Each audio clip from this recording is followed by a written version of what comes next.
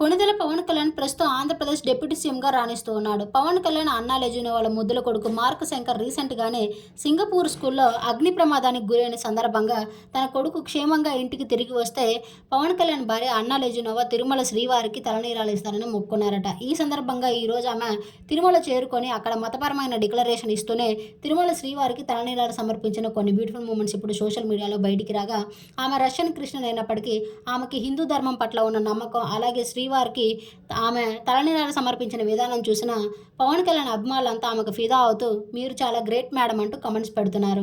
ఏదేమైనా పవన్ కళ్యాణ్ భార్య అన్నా లెజెనోవా చేసిన పనికి నెటిజన్స్ షాక్ అవడమే కాకుండా ఆమెను గౌరవిస్తూ కమెంట్స్ పెడుతున్న కొన్ని బ్యూటిఫుల్ మూమెంట్స్ని మీరు ఈ వీడియోలో చూసేయండి.